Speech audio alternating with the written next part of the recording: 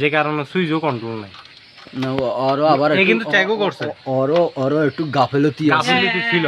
গাফেলতি আমি ওর গাফেলতিটা আমি কই ওরে আমি চিনি না প্রথম যখন দেখছি গুরুস্থান মসজিদের ওই জায়গায় ওরে আমি চিনি না ওও আমার চেনে না এখন আমি ওরে মনে করছি যে বাইরের থেকে আসছি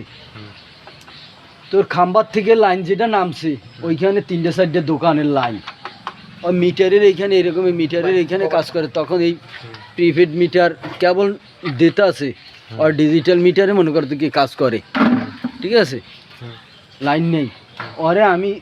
স্টিলের সিঁড়িতে উঠা মনে কর জুতাও পায় নাই খাইলা পায় উঠে স্টিলের সিঁড়িতে উঠা কাজ করতেছে আমি কই ভাই তুমি এই যে কাজ করো হাত তার মনে করো তুই দৈরে কাজ করে আমি কই তুমি সাবধানে কাজ করো কোম্পানির এটা সরকারি এটা আপনার চাই চায়না সব চায়না সমস্যা তো আর হবে না বাংলাদেশি কি সমস্যা মাঝে মাঝে মিটারে তো বিভিন্ন প্রবলেম হয় যেমন এদিনও আমার এক বড় ভাইয়ের আমি একটা সার্কিট ব্রেকার